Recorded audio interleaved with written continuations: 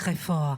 L'outre-mer est un poste avancé pour saisir quelques-unes des grandes problématiques auxquelles les sociétés sont confrontées dans leur diversité. On va passer maintenant à demain. L'outre-mer, quels enjeux? Biodiversité, sécurité, immigration.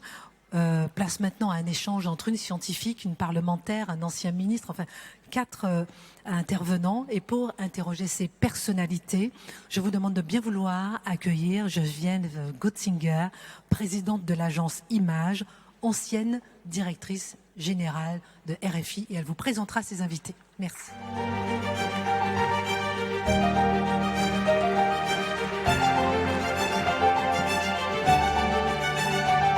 Bonjour à tous. Alors on aurait dû effectivement commencer par cette table ronde, mais je pense qu'on va écouter d'abord Robert Dussey, le ministre des Affaires étrangères du Togo, qui va venir au pupitre pour une dizaine de minutes. Merci à vous, monsieur le ministre.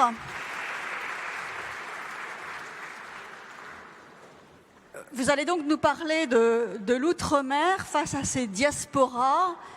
L'outre-mer, la relation à la France aussi, les diasporas dans un contexte de renouveau d'un nouveau panafricanisme. À vous la parole. Merci, chère Madame. Monsieur le Président de l'Académie des sciences d'outre-mer, Monsieur le Secrétaire perpétuel de l'Académie des sciences d'outre-mer, Monsieur le Premier ministre, Mesdames et Messieurs les ministres, distingués invités, chers ambassadeurs, les organisateurs du présent colloque m'ont initialement demandé d'introduire les échanges sur le thème Demain, l'outre-mer, démographie, environnement et démocratie, 3 enjeux capitaux. Après échange avec eux, on s'est mis d'accord plutôt sur ce thème, réinventer la relation entre l'Afrique et ces diasporas de la France d'outre-mer, dans le contexte du renouveau du panafricanisme. Je voudrais, avec votre permission, remercier les organisateurs pour l'invitation et surtout, après avoir chanté, je ne dirais pas en français, joyeux anniversaire, comme on parle de plusieurs langues de la diversité, après avoir chanté le Happy Birthday, tout l'Académie, je dirais. Je dirais que félicitations à tous et à toutes pour l'excellent travail que l'Académie est en train de faire et qui a fait pendant un centenaire déjà. En effet, pour revenir à mon sujet ci-dessus, indiqué et commencer, je voudrais faire observer à tous que le contexte actuel est celui du renouveau du panafricanisme. Et il est normal que l'on s'intéresse à la relation entre la France ou entre l'Afrique, la France et ses diasporas. Et dans ce cas précis, la relation entre l'Afrique et ses diasporas de la France d'outre-mer est une relation importante. Je me réjouis d'ailleurs de voir dans ce grand amphithéâtre beaucoup de... Vous savez, c'est une expression africaine qui dit beaucoup de choses et très peu de choses à la fois. Donc je me réjouis de voir dans cette salle beaucoup de frères et sœurs, parce qu'en Afrique, presque tout le monde est frère et sœur. Je sais que ce n'est pas le même sens ici, mais nous parlons des diasporas africaines. L'intérêt pour les diasporas africaines dans le contexte actuel du renouveau du panafricanisme a une justification historique et liée à l'histoire du panafricanisme lui-même. Je pense que sans retourner dans l'histoire, il y a beaucoup de Français et de Français d'outre-mer qui ont contribué à la naissance de la notion du panafricanisme. Le panafricanisme, comme vous le saviez, n'est pas né sur le continent africain. Le panafricanisme est né en dehors du continent africain par les Africains de la diaspora, plus précisément par les Africains, ou plutôt par les Français et d'outre-mer. Et je veux ici, avec votre permission, faire référence à Aimé Césaire, qui est français français d'outre-mer, et parce que nous sommes africains, nous dirons qu'il est français d'outre-mer, et il est africain aussi parce que ce sont les origines africaines sur lesquelles nous voulons insister. Nous avions bien sûr d'autres figures, dont nous avions cité Aimé Césaire, Léon Goutran-Damas et d'autres compagnons africains comme Léopold Sédar Senghor, ancien président de la République sénégalaise, qui représentait un courant au niveau du panafricanisme, qui est un courant, si vous voulez, à un moment donné, parfois contesté, mais c'est l'histoire, le courant de la dignité, le courant de l'affirmation de l'humanité de l'Africain dans le concert des nations. C'était une époque importante. Les diasporas africaines d'hier ont servi la cause de l'émancipation, de la liberté et de l'humanité. Les diasporas africaines d'aujourd'hui peuvent toujours, à notre sens, jouer le même rôle. On sait bien comment certaines personnalités issues de la France d'outre-mer, de la Guadeloupe, des Antilles ou de la Martinique ont énormément bataillé les dernières années pour une juste reconnaissance de représentation de la mémoire de l'esclavage dans la conscience nationale française et au-delà de la France, nous dirons dans la conscience humaine. Ce sont des personnalités à qui nous devons beaucoup. Les identités multiples des diasporas africaines de la France d'outre-mer font qu'ils sont à la fois des Antillais, comme on vient de le dire, des Guadeloupéens, des Martiniquais, des Français, mais aussi des Africains de par leur origine. Et nous l'avions souligné. La Guadeloupe, par exemple, est caraïbéenne de par sa position géographique. J'imagine qu'il y a des Guadeloupéens dans la salle, des Français guadeloupéens, ou si vous voulez, des Africains. Il y a des origines géographiques, disions-nous, françaises de par son statut administratif, son statut politique, bien sûr, et africaine de par l'origine d'une partie de sa population. Les afro-descendants de la France d'outre-mer ont la mémoire de leurs racines africaines. C'est important de le noter. Ils sont des citoyens français, mais demeurent, comme je vous le disais, des frères et sœurs africains pour nous, venus d'Afrique, avec notre regard africain de la France et de la France d'outre-mer. Ici, nous sommes dans un contexte révolutionnaire. Quand nous disons révolutionnaire, vous convenez avec moi qu'il y a aussi des révolutions silencieuses. Toutes les révolutions ne sont pas violentes avec les armes.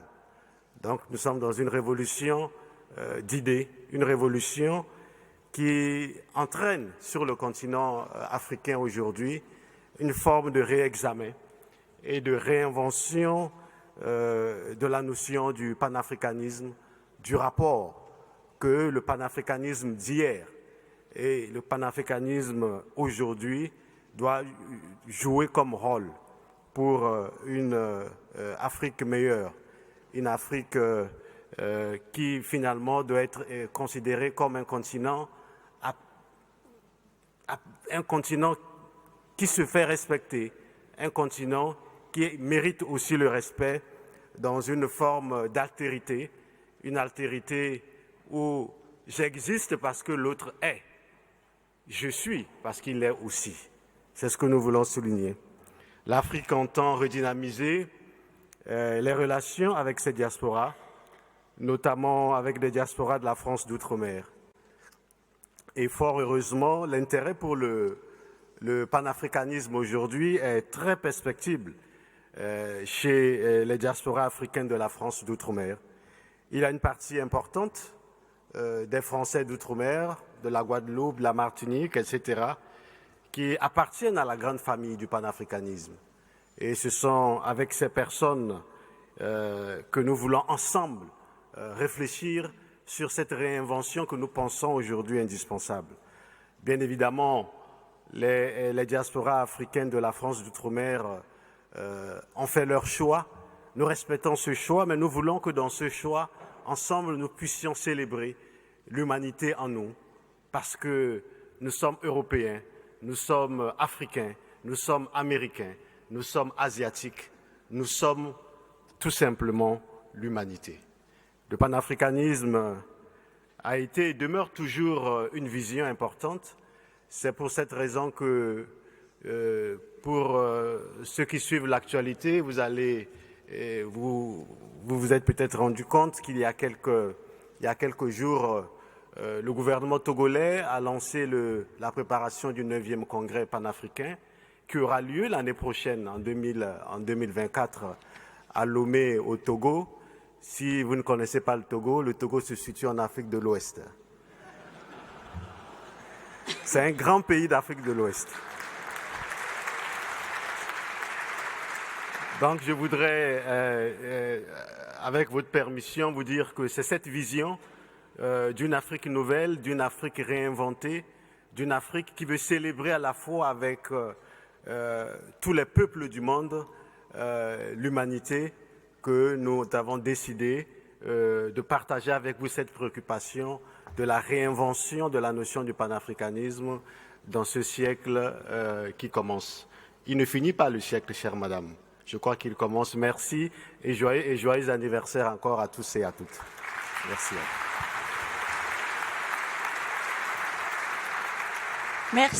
Merci, Monsieur le Ministre. Nous sommes simplement l'humanité. C'est aussi le message de l'Académie, je dirais, en cette journée de célébration du centenaire. J'appelle maintenant pour évoquer ce sujet vertigineux des enjeux. J'appelle maintenant autour de cette table ronde 4 personnalités, 3 politiques et 1 scientifique. Anatole Collinet-Makosso, le Premier ministre de la République du Congo, membre de l'Académie des sciences d'outre-mer. Monsieur le Premier ministre, Djibril Bassolé, ancien ministre des Affaires étrangères du Burkina Faso. Merci, Monsieur le ministre. Votre silence est rare, votre parole est rare plutôt, donc ça fait plaisir de vous avoir. Estelle Youssoufa, députée de Mayotte, première circonscription.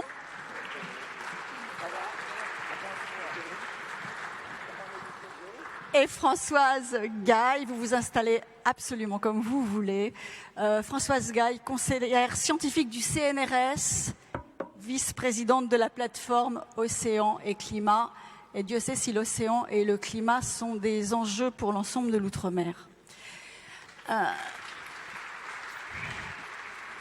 On va rentrer tout de suite dans le vif du sujet. Si vous n'aviez qu'un enjeu à retenir, en fait un seul mot, ça serait lequel, Monsieur le Premier ministre? M'autorisez-vous à en avoir 2? Allez, 2. L'histoire et la biodiversité. Très bien. Djibril Bassolé, un enjeu? Stabilité, sécurité. Alors vous aussi 2, d'accord. Stabilité, sécurité, c'est vrai que c'est intimement lié. Estelle Youssoufa? Comme mes voisins, le voisinage et le changement climatique. Merci. Françoise Gaille? L'océan, le climat, la biodiversité. D'accord. Donc finalement, vous retrouvez. Vous avez donc choisi, l'histoire, mais on va se projeter sur l'avenir avec la biodiversité. Peut-être si vous m'y autorisez, Monsieur le Premier ministre. Je vous laisse dire un mot sur l'histoire et puis après on passe à la biodiversité. Le problème, c'est qu'un peuple sans histoire est un peuple sans avenir, ça a été dit ici. Et le présent sans l'histoire est stérile. Le présent sans l'avenir est aveugle. Donc, il nous faut repartir un peu de la mémoire.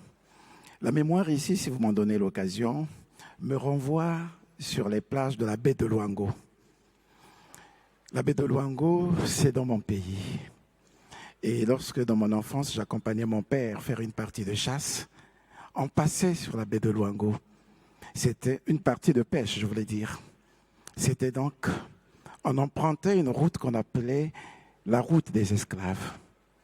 Et sur cette route, en face de la mer, Mon père m'expliquait en montrant l'horizon la voie par laquelle sont passés mes arrière-arrière-grands-parents. Il me disait, ils ont pris cette voie, ils se retrouvent dans l'outre-mer. Voilà, c'est cette histoire qu'il me fallait rapporter. Et j'ai gardé ce souvenir de l'outre-mer au travers de l'explication de l'analphabète de mon père qui m'expliquait les personnes qui sont parties de mon pays pour se retrouver au-delà de la mer. Alors la biodiversité. La biodiversité. La biodiversité, c'est celle-là, cette richesse de la biodiversité qui est le véritable enjeu de l'outre-mer aujourd'hui.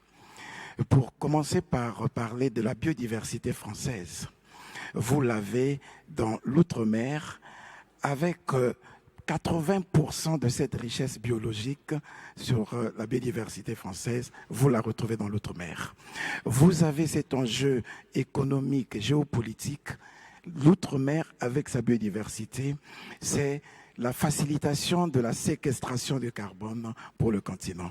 L'outre-mer, avec sa biodiversité, avec sa richesse, c'est ce qui permet de positionner la France au cœur de 3 océans.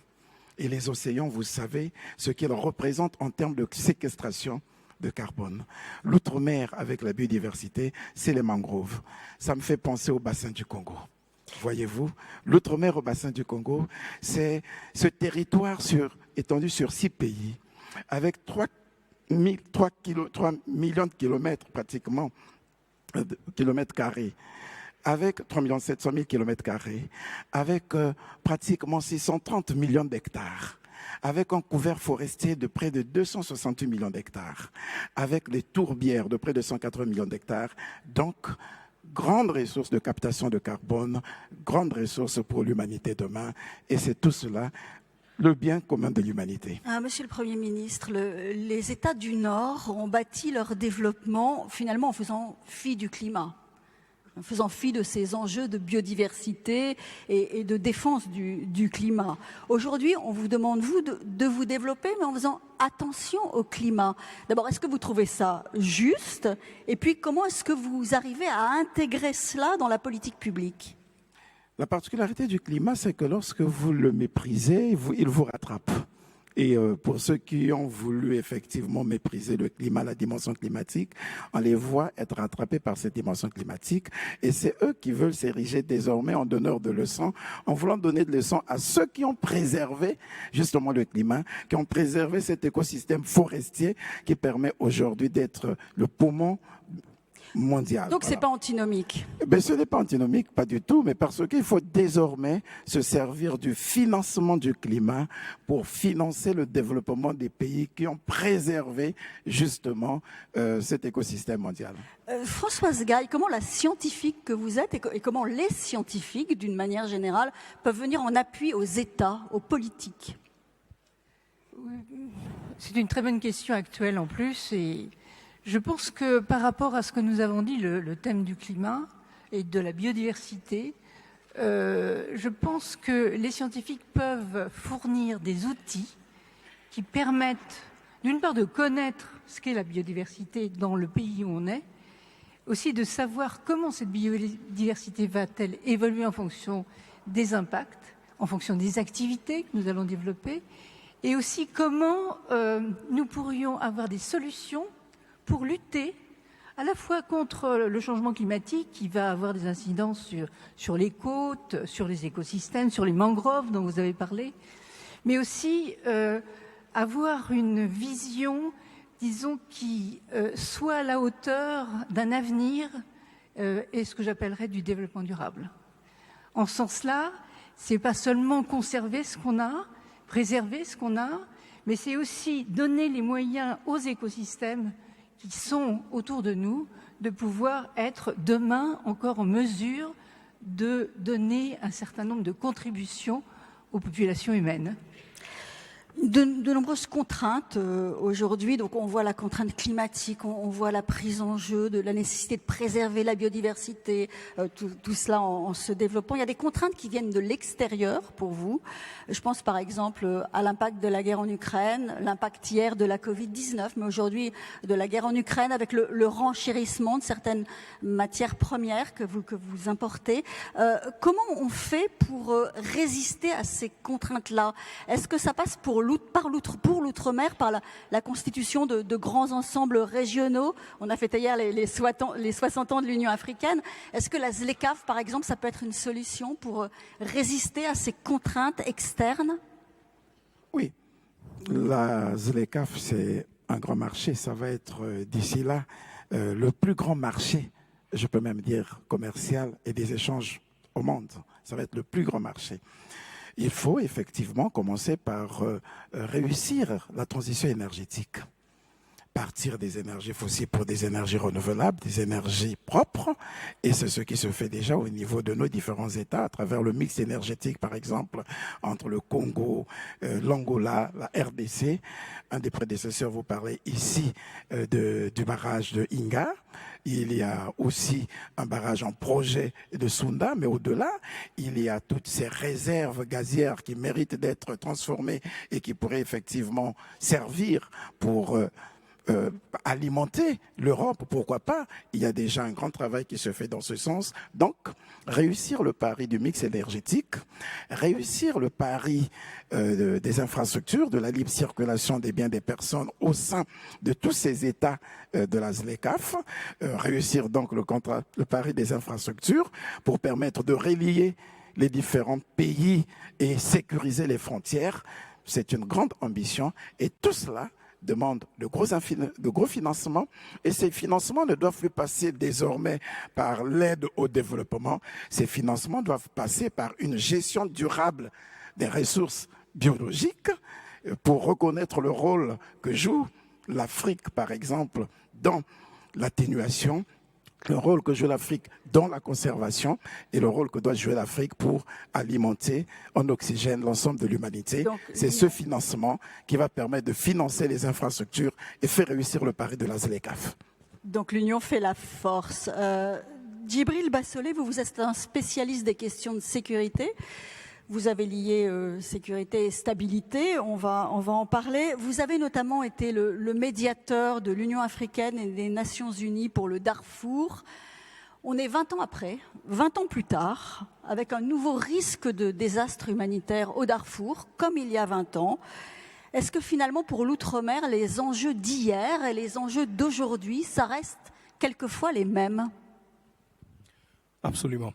Je voudrais d'abord saluer la présence dans la salle d'Alain Leroy, qui est un grand diplomate français, qui était le patron du département du maintien de la paix aux Nations Unies à l'époque, aux côtés de Ban Ki-moon, et avec lequel j'ai mené ma mission de médiateur des Nations Unies de l'Union africaine pour le Darfour. Les enjeux restent à peu près les mêmes, les enjeux de pouvoir, des enjeux de gouvernance économique, gouvernance politique, des enjeux de répartition du pouvoir. Le temps ne nous permet pas, malheureusement, de faire de longs développements sur les origines, les causes profondes de ce conflit. Je voudrais simplement profiter de votre question pour souligner 3 aspects qui me semblent être extrêmement importants. La communauté internationale dans son ensemble et bien sûr, les pays relativement puissants qui sont partenaires du Soudan devraient insister pour que l'accord de cessez-le-feu qui a été obtenu le 22 mai dernier grâce à la médiation du Soudan, de l'Arabie Saoudite et des États-Unis puisse être correctement appliqué. Il est urgent d'arrêter les hostilités, en particulier les bombardements aériens dans les villes qui causent énormément de dégâts. C'est important parce que sinon, alors, nous connaîtrons au Soudan un désastre humanitaire pire que celui que nous avons connu il y a 20 ans et dont vous parliez tantôt. Le deuxième problème, c'est d'essayer de ne pas reléguer au second plan le processus de démocratisation au Soudan qui a commencé avec la révolution soudanaise de 2018-2019. Il ne faut pas mettre ce processus sous éteignoir. Les conflits entre les deux généraux, entre les deux composantes de l'armée soudanaise, peut malheureusement faire oublier ce processus qui a créé tant d'espoir. Troisième chose importante, c'est d'éviter que le Soudan ne constitue une autre poudrière pour le Sahel.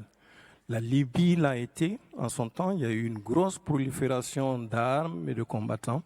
Il faudrait que le Soudan soit, que la stabilité soit préservée.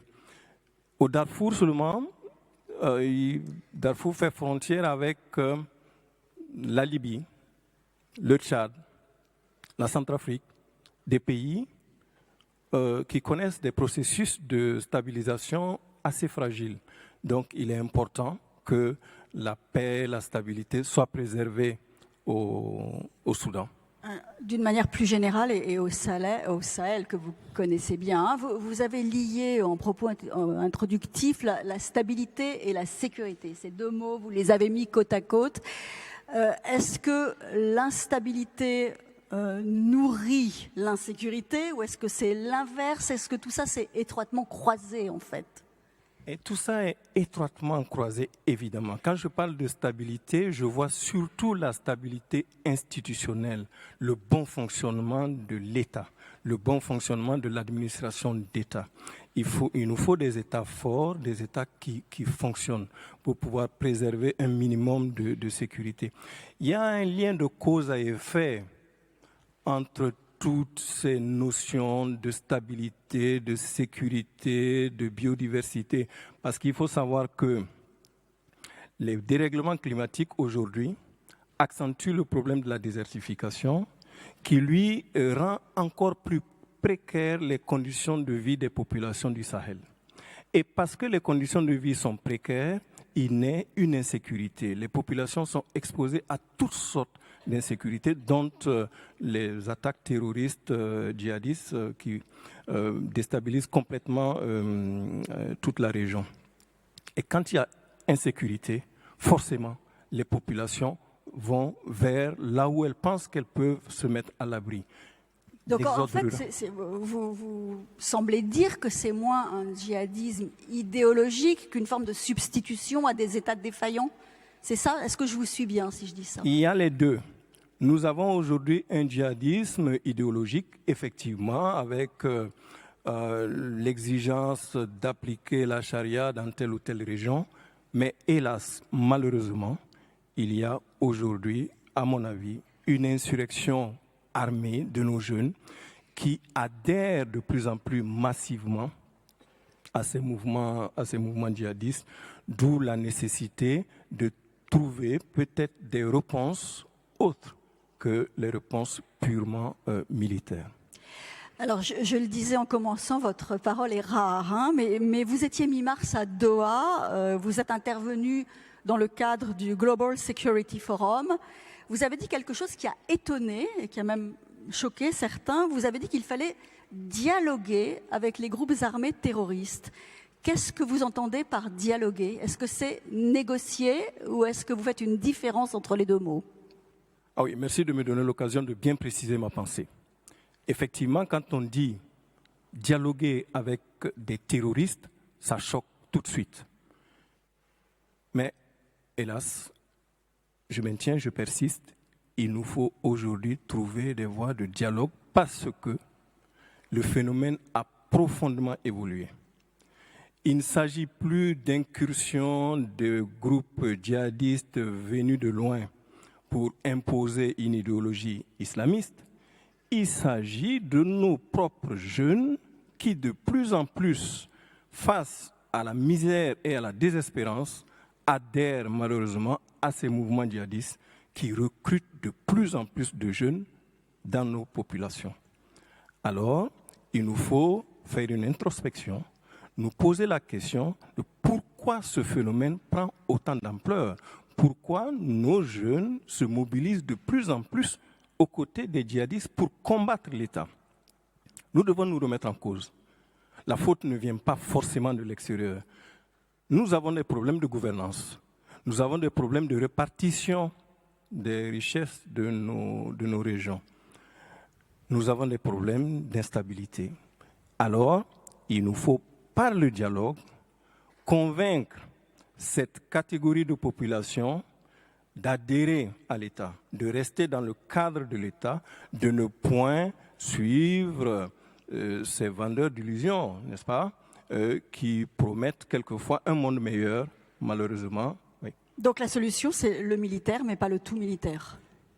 Certainement, l'État doit rester fort. Les forces de défense et de sécurité doivent à tout moment pouvoir protéger efficacement les populations. Mais les États ont l'obligation d'écouter les populations, de faire un diagnostic précis des phénomènes. Pourquoi les mouvements sont composés de plus en plus de jeunes de chez nous? Pourquoi il y a une telle motivation? Aller vers les réformes, les mesures nécessaires qui permettront à ces jeunes-là de se couper des mouvements djihadistes. Estelle Youssoufa, ce qui se passe au Sahel, ça vous concerne? Vous, dans l'océan Indien, vous, la terre française la plus proche de l'Afrique, à Mayotte? Absolument. Dans le canal du Mozambique, évidemment, nous observons avec inquiétude ce qu'il se passe dans la façade est du continent, qui est secouée du nord avec la crise au Soudan, mais maintenant avec le Soudan, mais précédemment et toujours la guerre en Éthiopie. Le foyer djihadiste de Cabo Delgado est à seulement 638 km de Mayotte. Donc Mayotte, seule terre française habitée, aussi proche d'un foyer djihadiste actif. Je ne peux pas ne pas saluer les efforts des armées rwandaises qui nous permettent à nous, à Mayotte, de dormir un peu plus tranquille, bien que la question avec les Comores, vous l'avez vu dans l'actualité, n'est pas réglée. C'est évidemment pour nous un sujet dans un petit département français qui apparaît comme un Eldorado aux yeux de certains. On reçoit des migrants qui arrivent de la région des Grands Lacs. On reçoit des migrants qui arrivent du Soudan, et c'était déjà avant la guerre, poussés par la pauvreté. On voit aussi malheureusement des migrants qui arrivent de Madagascar parce que la grande île est frappée par une sécheresse incroyable au sud. C'est le changement climatique dont on parle. C'est-à-dire que pour la région du canal du Mozambique, la route des cyclones a changé, la pluviométrie a changé, et on voit pour nos voisins du Mozambique des incidents climatiques, des incidents météorologiques de plus en plus fréquents et violents. Donc c'est la destruction qui défraie l'actualité, la chronique, avec les cyclones à répétition. Mais en fait, c'est pour la grande île quasiment plus de pluie, pour Mayotte non plus. Donc nous sommes en sécheresse depuis plusieurs années. Ça veut dire dans un territoire français des coupures d'eau. Donc effectivement, vous comprenez que on est dans un voisinage avec lequel les liens historiques, familiaux, culturels sont très anciens. Les routes maritimes sont anciennes. Et pour autant, les frontières dont on sait tous ici qu'elles sont héritées de discussions dans lesquelles les peuples indigènes ont été exclus, ces frontières-là, elles créent aussi des difficultés. Pour moi, c'est difficile d'être dans cette salle et de regarder celles et ceux, les illustres personnages qui nous regardent, les fresques magnifiques, sans nous dire pourquoi est-ce que nous ne sommes pas représentés. Nous avons pourtant contribué à la richesse de la France, nous y contribuons toujours, que nous soyons ultramarins français ou aujourd'hui africains, américains, asiatiques. Nous avons contribué et nous avons notre place dans ce panthéon. Pour la France. On va en reparler, on va reparler des relations avec l'Hexagone. Pour demain, c'est important d'avoir, parce que ça a été sous-jacent dans la discussion jusqu'à présent, il nous manque le verbe. on parle de territoire et on ne parle pas de discours, on ne parle pas de mythe fondateur, on ne parle pas de se réinventer. Se réinventer, c'est par la pensée, l'imaginaire, les mots. Et en fait, il nous appartient à nous de penser au prochain centenaire. Et là-dessus, si on ne fait pas de réflexion sur ce qui nous préoccupe profondément, c'est-à-dire ces enjeux de migration, ces enjeux de risque avec lesquels on vit, cette violence qui nous menace intrinsèquement, pour nous à Mayotte, mais pour nos voisins aussi, cette survie qui est en jeu, on ne pourra pas regarder nos enfants en face et leur dire on a contribué. En ce moment, on est, nous, dans notre région, simplement en survie, et ce n'est pas un avenir. Ça, pour nous, c'est retrouver espoir, retrouver de la réflexion, retrouver la capacité de sortir de cette logique de survie. C'est en fait une préoccupation qui est urgente et qui paraît un peu conceptuelle, comme ça on se dit réfléchir à du mythe, du récit, mais non, parce que c'est la magie dont a parlé le sociologue, c'est ce qui fait de nous l'humain. Ce que vous voulez dire, c'est qu'en fait, les Outre-mer, et notamment les territoires français d'Outre-mer, ou les départements et régions, puisque Mayotte est département et région d'Outre-mer, sont peut-être perçus par l'Hexagone comme des instruments de puissance géopolitique, de présence un peu partout dans le monde, sur tous les océans, mais qu'on ne prend peut-être pas suffisamment en compte les populations, les aspirations des populations. C'est ce que vous voulez dire quelque part? On peut progresser dans ce domaine. C'est-à-dire que Paris a de vieilles habitudes. On voit des territoires, rarement des habitants. C'est pas nouveau, mais en fait, les habitants ont changé. Le monde a changé. Et quelque part, cette discussion sur l'outre-mer, alors que pour nous, ultramarins, on parle des outre-mer, en prenant en compte nos diversités, cette discussion, elle interroge Paris. Parce que les Africains, la diaspora, toutes celles et ceux qui ont contribué à faire qu'aujourd'hui on est réunis, nous avons évolué, nous sommes dans un environnement régional, mondialisé, alors que Paris, la France, est-elle en crise, en réflexion, en quête par rapport à sa puissance, à sa place. Et donc là-dessus, quelque part, les Outre-mer renvoient à un miroir qui interroge pour Paris. Et je pense que c'est une discussion qui ne doit pas être crainte. C'est une discussion qui a, on l'a évoqué tout à l'heure lorsque vous parliez de cette route des esclaves, qui a des moments douloureux. Mais en fait, en faire abstraction ne marche pas. On le voit dans l'exigence de notre jeunesse, même si c'est un terme qui fait débat. Mais pour les prochaines générations, il y a un impératif à transmettre. Il y a un impératif à en parler. Il y a un impératif à convoquer nos fantômes, à dialoguer avec eux pour faire qu'ils quittent la pièce. Pour qu'on puisse avancer, il faut qu'on ait cette discussion, qu'on exorcise, qu'on sorte les diables s'il le faut, mais il faut cette discussion. Et en fait, on sent que ça nous occupe, alors que ça paraît lointain, mais en fait, c'est très présent. Je pense que c'est impératif pour nous qui sommes Français, héritiers de cette histoire, mais aussi pour la France, dans le pays que nous sommes, dans son dialogue avec ses voisins, ses partenaires. C'est capital d'avoir cette discussion. Françoise Gaille.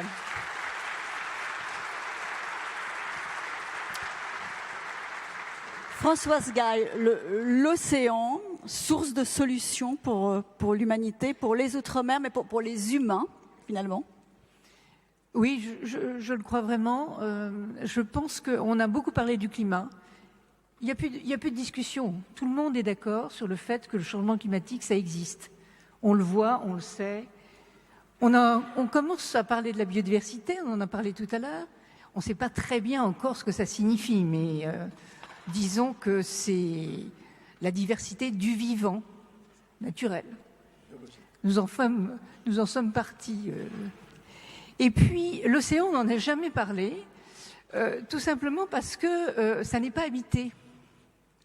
C'est un environnement qui est un peu à l'origine du terme d'outre-mer, puisque finalement, on en a parlé là tout à l'heure sur le fait qu'il fallait voyager pour penser à aller ailleurs. Et cet océan, aujourd'hui, prend une dimension particulière, tout simplement parce qu'il y a une évolution de l'économie, une évolution de l'usage de cet océan. Il faut quand même savoir que c'est pratiquement le dernier espace naturel que nous avons sur Terre. Alors, solution, il y a un certain nombre d'enjeux qui se posent à l'ensemble des Outre-mer, enjeux d'accès à l'eau potable, par exemple. De ce point de vue, l'océan, c'est une solution. La désalinisation, c'est la solution pour l'accès à l'eau potable? C'est une solution possible. Je ne dirais pas que c'est la solution. En tout cas, pour l'eau, c'est une des dimensions qui mérite d'être approfondie, d'être étudiée. Certains pays comme Israël sont très avancés actuellement dans cette technique. L'Afrique du Sud est en train de réfléchir aussi à cet aspect. Je pense qu'il y a des éléments qui permettent de penser que dans l'avenir, on pourra avoir de l'eau potable à partir de l'eau salée, à condition de respecter aussi tout ce qui est empreinte carbone et le problème de la saumure qui est généré par cette technique-là, qui est, du point de vue biodiversité, très dommageable. Alors l'eau, l'alimentation aussi, avec la pêche, la durabilité de la pêche, c'est une solution pour nourrir demain l'humanité qui, on l'a vu, démographiquement est appelée encore à croître. C'est l'alimentation que nous devrions avoir encore naturelle. Néanmoins, soyons tout à fait conscients de la nécessité de réguler la manière dont nous pêchons. Je pense que l'Afrique de l'Ouest, par exemple, a été un paradis pour les poissons et que la décroissance des stocks de pêche qu'il y a actuellement fait souci pour l'ensemble des pays. Je pense que là, on a quand même une réserve qui pourrait être restaurée si on prenait les moyens de gérer correctement cette pêche. La santé, peut-être l'océan, ça peut être des médicaments, c'est source aussi d'espoir en termes de santé. Oui, alors là, c'est avec l'évolution de la génétique. On a eu là un grand moment avec la première conférence BBNJ débouchant sur un accord qui n'est pas encore ratifié, mais qui devrait l'être bientôt, sur le fait qu'il y a des nouvelles formes de ressources qui ne sont pas les ressources minérales, qui ne sont pas les ressources vivantes, qui ne sont pas les ressources énergétiques, mais qui sont les ressources génétiques. Et ces ressources sont potentiellement à la fois des gisements de nouveaux médicaments, par exemple, de nouveaux produits, mais aussi de nouveaux matériaux et de nouvelles sources qui restent encore à découvrir. On sait que le niveau de la mer s'élève, donc il va y avoir un problème de surface habitable. Ça aussi, c'est quelque chose qu'on peut anticiper, qu'il faut anticiper. Loger toute la population du monde, fournir un habitat décent à toute la population du monde.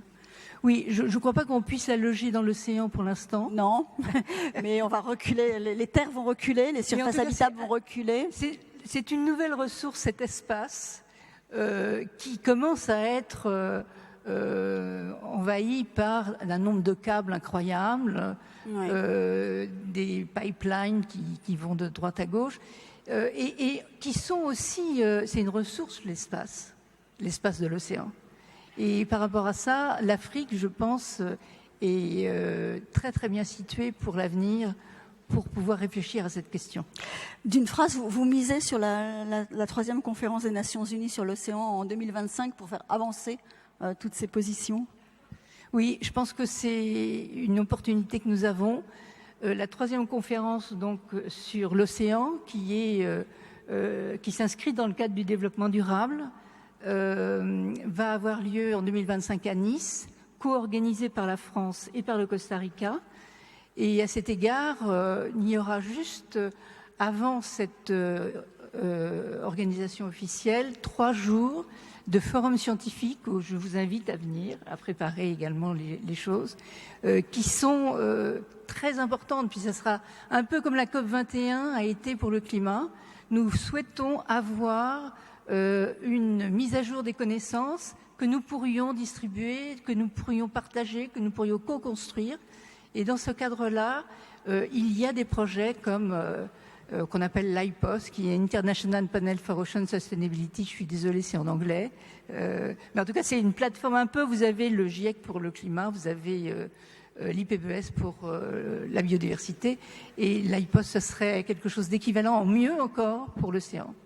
Et je pense que là, nous sommes en train de travailler avec tous les jeunes aussi sur cette question et sur la manière dont nous pourrions être créatifs dans l'avenir par rapport non seulement au climat, à la biodiversité, à l'océan, mais aussi aux sociétés à venir.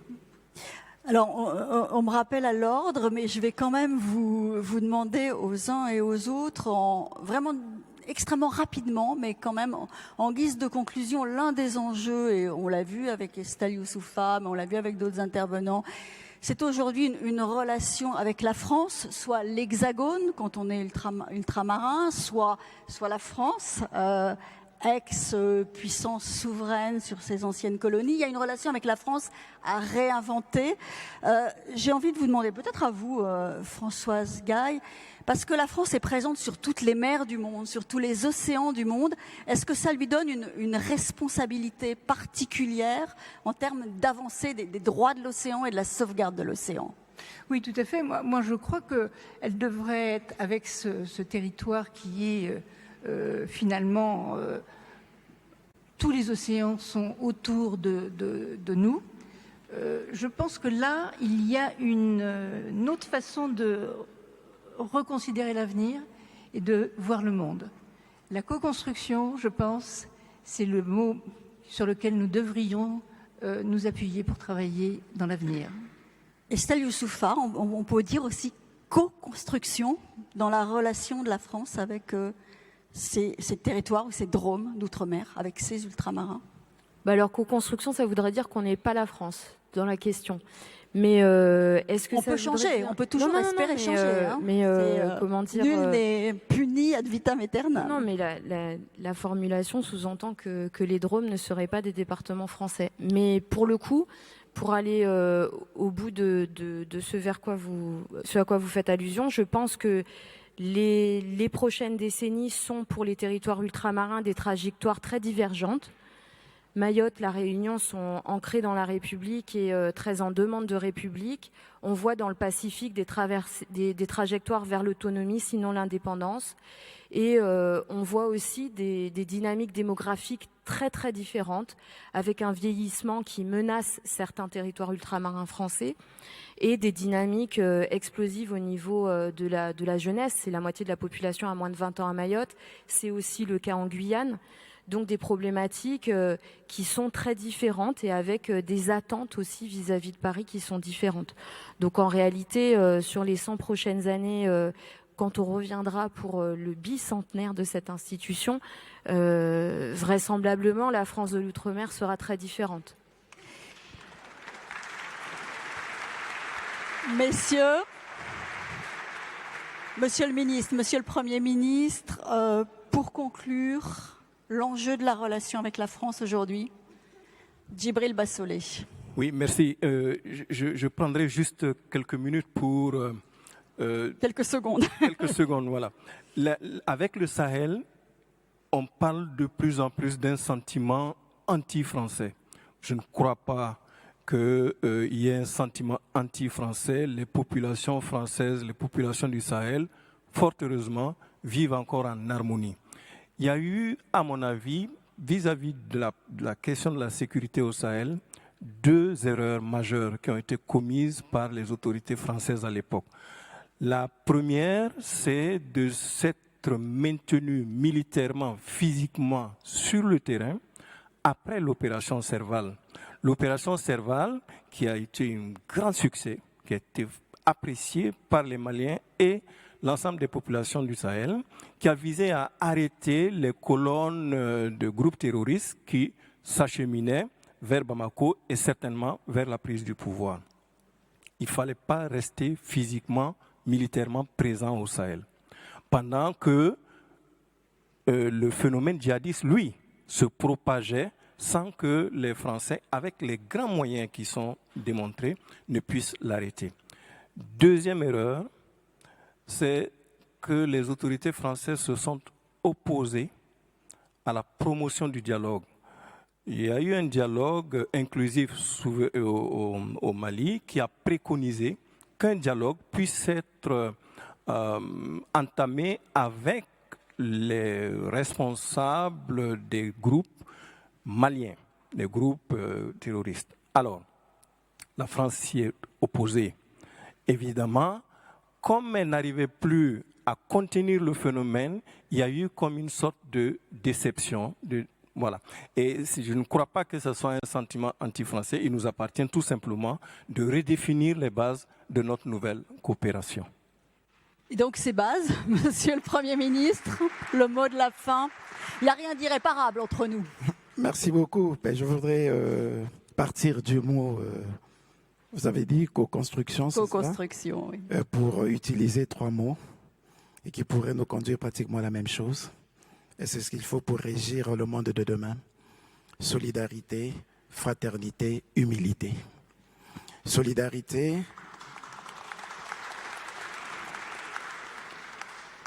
parce que en réalité, il faut que nous soyons solidaires pour faire face aux enjeux de demain, à commencer par le réchauffement climatique. Savoir que si nous n'aidons pas, si nous ne luttons pas tous contre la pauvreté, nous ne préserverons pas le climat. Et si nous ne sommes pas solidaires, nous ne réussirons pas ce défi. Merci Solidarité, beaucoup, je vous en prie, veuillez m'excuser. Solidarité, c'est comme il a dit, prenons le cas de la paix, la sécurité et la stabilité. Ce qui se passe au Sahel a une répercussion sur l'Afrique centrale.